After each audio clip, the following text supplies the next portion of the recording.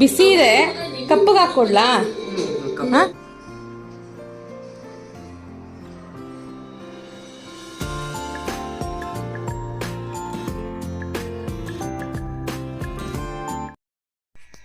Hi friends, ಎಲ್ರಿಗೂ good morning. Welcome back to my channel.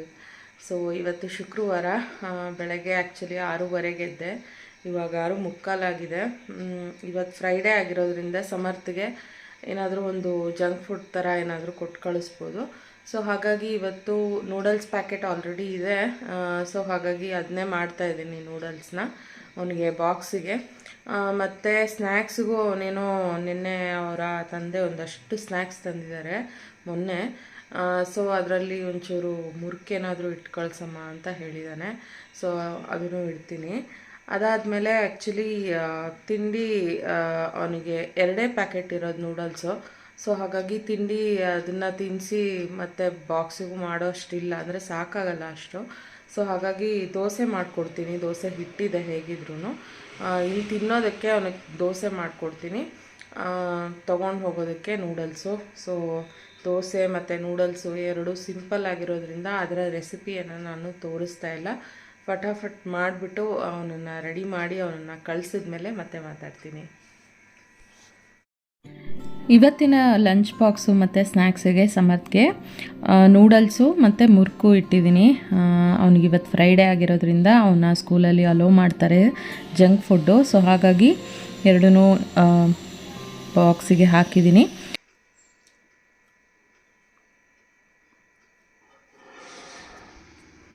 ಸಮರ್ಥು ಹೊರಟ ಮೇಲೆ ಬೇರೆಯವ್ರಿಗೆಲ್ರಿಗೂ ಸಹ ತಿಂಡಿ ಮಾಡೋದಕ್ಕೆ ಶುರು ಮಾಡಿದೆ.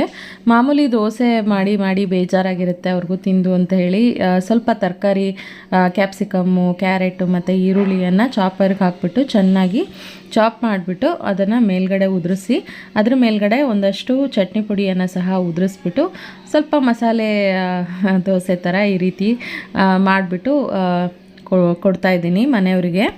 ಅದಾದಮೇಲೆ ನನ್ನ ಕೆಲಸಗಳಿಗೆ ನಾನು ಕೂತ್ಕೊಂಡು ನನ್ನ ಕೆಲಸವನ್ನು ಮಾಡಿ ಮುಗಿಸ್ದೆ. ಸೊ ಒಂದೊಂದಾಗಿ ಮಾಡಿ ಮುಗಿಸೋ ಹೊತ್ತಿಗೆ ಆಲ್ಮೋಸ್ಟ್ ಲೈಕ್ ಲಂಚ್ ಟೈಮ್, ಅಂದರೆ ಅಡುಗೆಗಿಡೋ ಟೈಮ್ ಬಂದೇ ಬಿಡ್ತು. ಸೊ ಇಷ್ಟೊತ್ತು ಕೆಲಸ ಇತ್ತು, ಕೆಲಸ ಮಾಡಿದ್ದಾಯಿತು. ಇವಾಗ ಹೊಸ ಕುಕ್ಕರಲ್ಲಿ ಸಕ್ಕರೆ ಪೊಂಗಲ್ ಮಾಡು ಅಂತ ಹೇಳ್ತಿದ್ದಾರೆ ನಮ್ಮತ್ತೆ. ಸೊ ಅದಕ್ಕೋಸ್ಕರ ಇವಾಗ ಮಾಡಬೇಕು ಅದನ್ನು ಹೋಗಿ. ಸೊ ನಿಮಗೂ ಸಹ ತೋರಿಸ್ಕೊಡ್ತೀನಿ ಹೇಗೆ ಮಾಡೋದು ಅಂತ ಹೇಳಿ. ತುಂಬಾ ಸುಲಭ. ಆ್ಯಂಡ್ ಇವತ್ತು ಆಷಾಢ ಶುಕ್ರವಾರ ಆಗಿರೋದ್ರಿಂದ ಅದನ್ನು ಮಾಡೋಣ ಅಂತ ಹೇಳಿ ಅವರು ಡಿಸೈಡ್ ಮಾಡಿದ್ರು. ಸೊ ತಡ ಮಾಡೋದು ಬೇಡ, ಈಗ ಆಲ್ರೆಡಿ ಲೈಕ್ 12:07 ಆಯಿತು ಟೈಮ್ ಬಂದು. ಸೊ ಈಗ ಬೇಗ ಬೇಗ ಹೋಗಿ ಅಡುಗೆಗಿಟ್ಟು ಮತ್ತು ಪೊಂಗಲ್ ಮಾಡಿ ಎಲ್ಲ ಮಾಡಿಬಿಟ್ರೆ ಮಧ್ಯಾಹ್ನದ ಕೆಲಸನೂ ಮುಗ್ದೋಗುತ್ತೆ. ಸೊ ಈಗ ಸದ್ಯಕ್ಕಂತೂ ಇನ್ಯಾವುದು ಕಾಲ್ಸ್ ಬುಕ್ ಆಗಿಲ್ಲ. ನೋಡಬೇಕು ಮಧ್ಯಾಹ್ನದ ಮೇಲೆ ಇನ್ಯಾವುದಾದ್ರೂ ಬುಕ್ ಆಗುತ್ತಾ ಅಂತ ಹೇಳಿ. ಬಟ್ ಮಧ್ಯಾಹ್ನದ ಮೇಲೆ ಇನ್ನೂ ಕೆಲಸ ಇರುತ್ತೆ. ಬಟ್ ಮೊದಲಿಗೆ ಅಡುಗೆ ಕೆಲಸ ಮಾಡಿಕೊಂಡು ಸ್ವಲ್ಪ ಊಟ ಮಾಡಿಬಿಟ್ರೆ ಅದಾದಮೇಲೆ ಮತ್ತೆ ಬಂದು ಕೂತ್ಕೊಂಡು ಕೆಲಸ ಮಾಡೋದಕ್ಕೆ ಸರಿ ಹೋಗುತ್ತೆ. ಸೊ ಈಗ ತಡ ಮಾಡೋದು ಬೇಡ, let's start hour kitchen service. So ಹೊಸ ಕುಕ್ಕರ್ ಬಂದ ಖುಷಿನಲ್ಲಿ ಸಕ್ಕರೆ ಪೊಂಗಲ್ ಮಾಡೋದು ಹೇಗೆ ಅಂತ ಹೇಳಿ ತೋರಿಸ್ಕೊಡ್ತಾ ಇದ್ದೀನಿ. ಮೊದಲಿಗೆ ಹೆಸರು ಕಾಳನ್ನು ತೊಗೊಂಡಿದ್ದೀನಿ. ಹೆಸರು ಬೇಳೆ ಒಂದು 3/4 ಲೋಟದಷ್ಟು ತೊಗೊಂಡು ಚೆನ್ನಾಗಿ ಹುರ್ಕೊಂಡಿದ್ದೀನಿ. ಅದಾದಮೇಲೆ ಆ ಹುರಿದ ಒಂದು ಬೇಳೆಗೆ ನೀರನ್ನು ಸಹ ಹಾಕಿದ್ದೀನಿ, 1/3 ಅನ್ನೋ ಥರ. ಅದ್ರ ಜೊತೆಗೇ ನಾನು ತೊಳೆದಿಟ್ಟಂತಹ ಅಕ್ಕಿಯನ್ನು ಸಹ ಹಾಕಿದ್ದೀನಿ. ಅಂದರೆ ಅಕ್ಕಿ ಎಷ್ಟು ತೊಗೊಂಡಿದ್ನೋ ಅಷ್ಟೇ ಬೇಳೆ, 3/4 ಲೋಟ. ಅದಕ್ಕೆ 1/3 ಅನ್ನೋ ಥರ ನೀರನ್ನು ಹಾಕಿದ್ದೀನಿ. ಅದ್ರ ಜೊತೆಗೇ ಒಂದು 2-3 ಸ್ಪೂನಷ್ಟು ತುಪ್ಪವನ್ನು ಸಹ ಹಾಕಿಬಿಟ್ಟು ಇದೊಂದು ಕುದಿ ಬಂದಮೇಲೆ ಮುಚ್ಚೋಣ, ಯಾಕೆಂದರೆ ಹೊರಗಡೆ ಇಲ್ಲದಿದ್ದರೆ ಎಲ್ಲ ಸ್ಪಿಲ್ ಆಗಿಬಿಡುತ್ತೆ ಅಂತ ಹೇಳಿ ಒಂದು ಕುದಿ ಬಂದಮೇಲೆ ಈ ರೀತಿ ಇದಕ್ಕೆ ಮುಚ್ಚಳವನ್ನು ಹಾಕಿ ಕೂಗಿಸ್ತಾ ಇದ್ದೀನಿ. 2-3 ವಿಷಲ್ಲು ಆದರೆ ಸಾಕು ಅನಿಸುತ್ತೆ. ಇದು ಹೊಸ ಕುಕ್ಕರ್ ಆಗಿರೋದ್ರಿಂದ ತುಂಬ ಬೇಗನೆ ಬೆಂದ್ಬಿಡುತ್ತೆ. ವಿತಿನ್ 5 ಮಿನಿಟ್ಸಲ್ಲಿ ಇದು ಕುಕ್ಕರ್ ಕೂಗೂ ಬಿಡ್ತು. ನಾನು ಆ್ಯಕ್ಚುಲಿ ಇದನ್ನು ಕುಕ್ಕರ್ ಇಟ್ಟು ಅದಾದಮೇಲೆ ಪಕ್ಕದಲ್ಲಿ ಅಡುಗೆಗೆ ಅಂಥೇಳಿ ಇನ್ನೊಂದು ಕುಕ್ಕರ್ ಇಡೋ ಅಷ್ಟರೊಳಗೇ ಕುಕ್ಕರ್ ಕೂಗಿ ನೋಡಿ, ಇಲ್ಲಿ ಕುಕ್ಕರ್ 3 ಸಲ ಕೂಗೂ ಆಯಿತು. ಆ್ಯಕ್ಚುಲಿ ಕುದಿಸಿದ್ರಿಂದ ಹೊರಗಡೆ ಅಷ್ಟೊಂದೇನು ಸ್ಪಿಲೇಜ್ ಆಗಿಲ್ಲ. ನೋಡಿ ಇಷ್ಟೇ ಹೊರಗಡೆ ಬಂದಿರೋದು, 1-2 ಹನಿಯಷ್ಟು ಕೆಳಗಡೆ ಬಿದ್ದಿದೆ ಅನ್ನೋದು ಬಿಟ್ಟರೆ ಜಾಸ್ತಿ ಏನೂ ಉಕ್ಕಲಿಲ್ಲ ಅಂತಲೇ ಹೇಳ್ಬೋದು.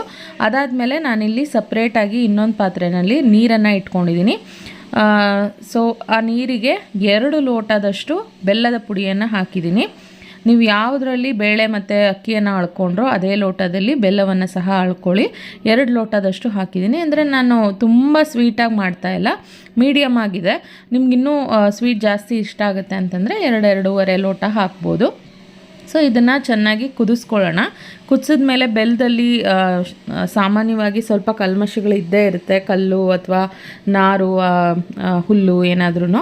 ಸೊ ಅದನ್ನು ಶೋಧಿಸಿ ತೆಗಿಬೇಕು. ಸೊ ಅದ್ರ ಜೊತೆಗೆ ಈ ಒಂದು ಬೆಲ್ಲದ ಪಾಕ ಸ್ವಲ್ಪ ಗಟ್ಟಿಯಾದರೆ, ಒಂದು ಅಂಟು ಬರೋ ರೇಂಜಿಗೆ ಬಂದರೆ ಅಷ್ಟು ಸಾಕಾಗುತ್ತೆ ಸಕ್ಕರೆ ಪೊಂಗಲ್ಗೆ. ಸೊ ಈಗ ನಾನು ಕುಕ್ಕರ್ ವಿಶಿಲನ್ನು ತೆಗೆದುಬಿಟ್ಟು ಸ್ವಲ್ಪ ಸ್ಮ್ಯಾಶ್ ಮಾಡ್ಕೊತಾ ಇದ್ದೀನಿ.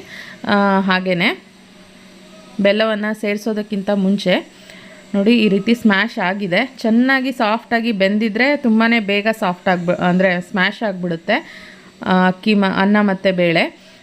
ಸೊ ಈಗ ಇದರಲ್ಲೇ ನಾನು ಶೋಧಿಸ್ಕೊತಾ ಇದ್ದೀನಿ. ಸೊ ಪೂರ್ತಿ ಶೋಧಿಸ್ಬಿಟ್ಟು ಇದನ್ನು ಮತ್ತೆ ಗ್ಯಾಸ್ ಮೇಲೆ ಇಟ್ಟು ಚೆನ್ನಾಗಿ ಮಿಕ್ಸ್ ಮಾಡ್ಕೊತಾ ಇದ್ದೀನಿ. ನೋಡಿ ಚೆನ್ನಾಗಿ ಮಿಕ್ಸ್ ಮಾಡ್ಕೊಳ್ಳಿ. ನೀರು ಸ್ವಲ್ಪ ಜಾಸ್ತಿ ಇದೆ ಅಂತ ಅನ್ನಿಸ್ತಿರ್ಬೋದು ನಿಮಗೆ, ಬಟ್ ಕುದೀತಾ ಸಾಫ್ಟಾಗಿ ಕ್ರೀಮಿಯಾಗಿ ಬರುತ್ತೆ. ಆ್ಯಂಡ್ ನಿಮಗೆ ಎಷ್ಟು ಅದು ನೀರಾಗಬೇಕು ಅನ್ನೋದ್ರ ಮೇಲೆ ನೀವು ಅದನ್ನು ಸ್ಟಾಪ್ ಮಾಡ್ಕೋಬೋದು. ಅದಾದಮೇಲೆ ನಾನಿಲ್ಲಿ ಕೊಬ್ಬರಿ ತುರಿಯನ್ನು ತೊಗೊಂಡಿದ್ದೀನಿ. ತುರಿದಿರೋ ಕೊಬ್ಬರಿಯನ್ನು ಹಾಕ್ತಾಯಿದ್ದೀನಿ. ಅದು ಸಹ ನಾನು 3/4 ಲೋಟ ಹಾಕಿದ್ದೀನಿ. ನಿಮಗೆ ಜಾಸ್ತಿ ಇಷ್ಟ ಆಗುತ್ತೆ ಅಂತಂದರೆ ಈವನ್ 1 ಲೋಟ 1/4 ಲೋಟ ತನಕ ಹಾಕ್ಬೋದು, ಚೆನ್ನಾಗೇ ಇರುತ್ತೆ ಕೊಬ್ಬರಿ ಹಾಕಿದ್ರೆ. ಸೊ ಇವಾಗ ಎಲ್ಲವನ್ನು ಮಿಕ್ಸ್ ಮಾಡಾಯಿತು. ನಾನಿಲ್ಲಿ 2 ಏಲಕ್ಕಿಯನ್ನು ಸಹ ಪುಡಿ ಮಾಡಿಬಿಟ್ಟು ಹಾಕ್ತಾಯಿದ್ದೀನಿ. ಸೊ ಪುಡಿ ಮಾಡಿ ಹಾಕಿದ್ದೀನಿ. ಸೊ ಅದನ್ನು ಸಹ ಚೆನ್ನಾಗಿ ಮಿಕ್ಸ್ ಮಾಡ್ಕೊಳ್ಳೋಣ. ಅದ್ರ ಜೊತೆಗೆ ಮತ್ತೆ ಈಗ ಆಲ್ಮೋಸ್ಟ್ ಲೈಕ್ ಕುದ್ದಾಗಿದೆ. ಲಾಸ್ಟಲ್ಲಿ ಮತ್ತೆ ತುಪ್ಪವನ್ನು 4-5 ಸ್ಪೂನಷ್ಟು ಹಾಕಿದ್ದೀನಿ. ಲಾಸ್ಟಲ್ಲಿ ಹಾಕೋದ್ರಿಂದ ಏನಾಗುತ್ತೆ ಅಂತಂದರೆ ಅದರ ತುಪ್ಪದ ಘಮ ಹಾಗೆ ಇರುತ್ತೆ, ಚೆನ್ನಾಗಿರುತ್ತೆ, ಗಮ್ ಅಂತಿರುತ್ತೆ. ಸೊ ಅದಕ್ಕೋಸ್ಕರ ಲಾಸ್ಟಲ್ಲಿ ಹಾಕ್ತಾಯಿದ್ದೀನಿ. ಅದಾದಮೇಲೆ ನಾನಿಲ್ಲಿ ಇದಕ್ಕೆ ಗೋಡಂಬಿ ಮತ್ತು ದ್ರಾಕ್ಷಿಯನ್ನು ತುಪ್ಪದಲ್ಲಿ ಹುರಿದ್ಬಿಟ್ಟು ಹಾಕ್ತಾಯಿದ್ದೀನಿ. ಸೊ 2 ಸ್ಪೂನಷ್ಟು ತುಪ್ಪವನ್ನು ಹಾಕಿ ಕರಗಿಸ್ಕೊಂಡ್ಬಿಟ್ಟು ಅದ್ರ ಜೊತೆಗೇ ದ್ರಾಕ್ಷಿ ಮತ್ತು ಗೋಡಂಬಿ ಎರಡನ್ನೂ ಹಾಕಿ ಚೆನ್ನಾಗಿ ಫ್ರೈ ಮಾಡಿಕೊಂಡು ನಾವು ಮಾಡಿಟ್ಟಿರೋ ಅಂತಹ ಪೊಂಗಲ್ಗೆ ಬಗ್ಸಿದ್ರೆ ನಮ್ಮ ಸ್ವೀಟ್ ಪೊಂಗಲ್ ರೆಡಿ ಆಗುತ್ತೆ. ಸೊ ಆಪ್ಷನಲ್ಲು ನಿಮ್ಮ ಹತ್ರ ಏನಿದೆಯೋ ಅದನ್ನು ಹಾಕ್ಬೋದು. ಅಂದರೆ ಈವನ್ ಗೋಡಂಬಿ ಅಥವಾ ಪಿಸ್ತಾ ನಿಮ್ಗೇನಿದೆಯೋ ಅದನ್ನು ಸಹ ಹಾಕ್ಬೋದು. ಅಥವಾ ಇದಿಲ್ಲ ಅಂತಂದ್ರೂ ಓಕೆ, ಹಾಗೆ ತಿಂದ್ರೂ ಚೆನ್ನಾಗೇ ಇರುತ್ತೆ. So it's up to you. ಹೇಗಿದ್ದರೂ ವರಮಹಾಲಕ್ಷ್ಮಿ ಹಬ್ಬ ಬರ್ತಾ ಇದೆ, ಖಂಡಿತ ನಿಮಗೆ ಈ ರೆಸಿಪಿ ಯೂಸ್ ಆಗುತ್ತೆ ಅಂತ ಅಂದ್ಕೊಂಡಿದ್ದೀನಿ. ಯಾರಾದರೂ ಟ್ರೈ ಮಾಡಿದ್ರೆ ಖಂಡಿತ ಹೇಗಾಯಿತು ಅನ್ನೋದನ್ನು ಕಮೆಂಟ್ ಬಾಕ್ಸಲ್ಲಿ ತಿಳಿಸಿ. ನೋಡಿ ಎಷ್ಟು ರುಚಿಯಾದ ಕ್ರೀಮಿಯಾದ ಒಂದು ಸಕ್ಕರೆ ಪೊಂಗಲ್ ರೆಡಿ ಇದೆ. ತುಂಬ ಟೇಸ್ಟಿಯಾಗಿತ್ತು. ನಾನು ಅಮ್ಮಂಗೆ ಸಹ ಕೊಟ್ಟೆ. ಬಿಸಿ ಇದೆ, ಕಪ್ಪಗೆ ಹಾಕ್ಕೊಡ್ಲಾ? ಹಾಂ, ಕಪ್ಪಗೆ ಹಾಕ್ಕೊಡ್ತೀನಿ ತಡಿ.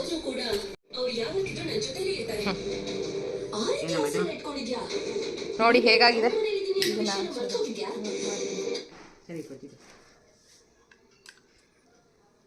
ತಿನ್ಬಿಟ್ಟು ಹೇಳಿ ಹೇಗಿದೆ ಅಂತ. ಪರವಾಗಿಲ್ವಾ? ಚೆನ್ನಾಗಿದೆಯಾ? ಇಲ್ಲ, ಮೊದಲೇ ಮಾಡಿದ್ದೀನಿ. ಹಾಂ, ಸರಿ ಇದೆಯಾ? ಹಾಂ, ಸಕ್ಕರೆ ಪೊಂಗಲು ಅಂತ ಹೇಳಿದ್ರು. ಹಾಂ, ಹಾಕೋದು ಬೆಲ್ಲನ. ಬೆಲ್ಲದ ಪೊಂಗಲು ಅಂತ ಹೇಳ್ಬೇಕಾ? ಅದೇ ಸಕ್ಕರೆ ಅಂತ ಹೇಳೋದಷ್ಟೇ, ಬೆಲ್ಲನೇ ಹಾಕೋದು. ಹಾಂ, ಕೊಬ್ಬರಿ ಹಾಕ್ತೀವಲ್ಲ, ತೆಂಗಿನಕಾಯಿ ಹಾಕ್ತೀವಿ, ಕೊಬ್ಬರಿನೂ ಹಾಕ್ತೀವಿ. ಅದ್ರ ಜೊತೆಗೇ ಅಡುಗೆಗೆ ಇಟ್ಟಿದ್ದ ಕುಕ್ಕರ್ ಸಹ ಕೂಗಿತ್ತು. ಸೊ ಹಾಗಾಗಿ ತರಕಾರಿ ಸಾಂಬಾರು ಮಾಡಿದ್ದೀನಿ ಇವತ್ತು. ಎಲ್ಲ ಮಿಕ್ಸಡ್ ತರಕಾರಿ, ಆಲೂಗೆಡ್ಡೆ, ಈರುಳ್ಳಿ ಮತ್ತು ಬದನೆಕಾಯಿ, ಕ್ಯಾಪ್ಸಿಕಮ್ ಎಲ್ಲವನ್ನು ಹಾಕಿಬಿಟ್ಟು ಮಿಕ್ಸಡ್ ಸಾಂಬಾರು.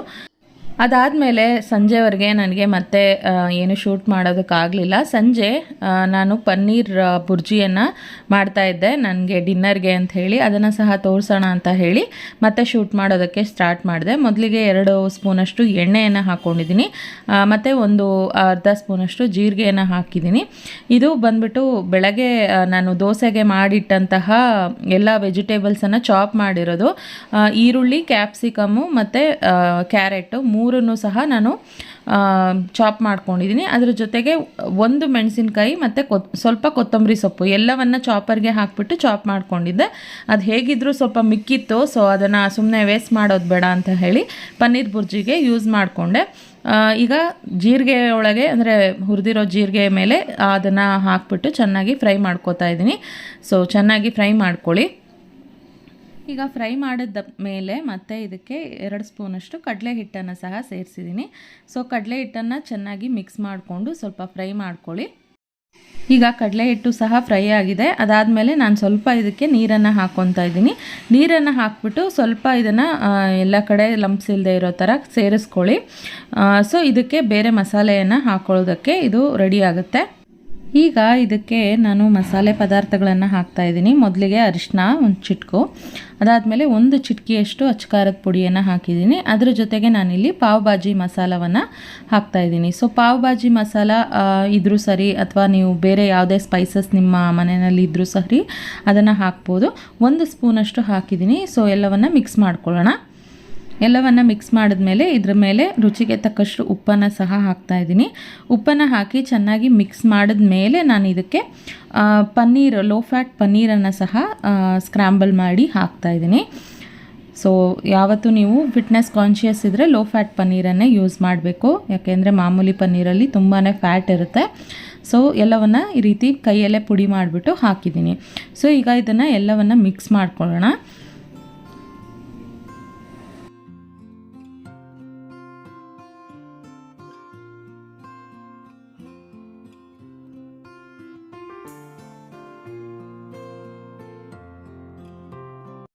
ಈಗ ಒಂದು ಲಾಸ್ಟ್ ಸ್ಟೆಪ್ ಇದೆ. ಅದೇನಪ್ಪ ಅಂತಂದರೆ ಈ ನಿಂಬೆಹಣ್ಣನ್ನು ಈ ಒಂದು ಬುರ್ಜಿಗೆ ಹಿಂಡೋದು. ಇದು ಆಪ್ಷನಲ್ಲು, ನಿಮ್ಗೆ ಇಷ್ಟ ಆಗುತ್ತೆ ಅಂತಂದರೆ ಹಿಂಡ್ಬೋದು. ಸೊ ನಿಂಬೆಹಣ್ಣನ್ನು ಹಿಂಡ್ಕೊಳ್ಳಿ. ಅದಾದಮೇಲೆ ನಿಮ್ಮ ಹತ್ರ ಕೊತ್ತಂಬರಿ ಸೊಪ್ಪಿದ್ರೂ ಸಹ ಹಾಕ್ಕೋಬೋದು. ನನ್ನ ಹತ್ರ ಇರಲಿಲ್ಲ, ಹಾಗಾಗಿ ಹಾಕಿಲ್ಲ. ಸೊ ಚೆನ್ನಾಗಿ ಈ ನಿಂಬೆಹಣ್ಣಿನ ರಸವನ್ನು ಮಿಕ್ಸ್ ಮಾಡಿದ್ಮೇಲೆ ನಮ್ಮ ಒಂದು ಲೋ ಫ್ಯಾಟ್ ಪನ್ನೀರ್ ಬುರ್ಜಿ ರೆಡಿಯಾಗಿದೆ. ತುಂಬಾ ಟೇಸ್ಟಿಯಾಗಿರುತ್ತೆ. ನೀವು ಇದನ್ನು ಬರೀ ಬಾಯಿಗೆ ಡಿನ್ನರಿಗೆ ತಿನ್ಬೋದು. ಬೇಡ ಅಂತಂದರೆ ಈವನ್ ನೀವು ಸ್ಯಾಂಡ್ವಿಚ್ ಮಾಡ್ಕೋಬೋದು ಅಥವಾ ನೆಂಚ್ಕೊಂಡು ತಿನ್ಬೋದು ಅಂತ ಹೇಳ್ತಾ ಇವತ್ತಿನ ವ್ಲಾಗನ್ನು ಇಲ್ಲಿಗೆ ಮುಗಿಸ್ತಾ ಇದ್ದೀನಿ. ಹೋಪ್ ನಿಮಗೆ ಈ 2 ರೆಸಿಪಿ ಯಾವುದು ಇಷ್ಟ ಆಯಿತು ಅನ್ನೋದನ್ನು ಕಮೆಂಟ್ ಬಾಕ್ಸಲ್ಲಿ ತಿಳಿಸೋದನ್ನು ಮರಿಬೇಡಿ. ಮತ್ತೆ ನಾಳೆ ಸಿಗ್ತೀನಿ. ಅಲ್ಲಿವರೆಗೂ ಟೇಕ್ ಕೇರ್. ನೀವಿನ್ನೂ ನನ್ನ ಚಾನಲ್ಗೆ ಸಬ್ಸ್ಕ್ರೈಬ್ ಆಗಿಲ್ಲ ಅಂತಂದರೆ ಖಂಡಿತ ಸಬ್ಸ್ಕ್ರೈಬ್ ಮಾಡ್ಕೊಳ್ಳಿ ಅಂತ ಹೇಳ್ತಾ ಬಾಯ್.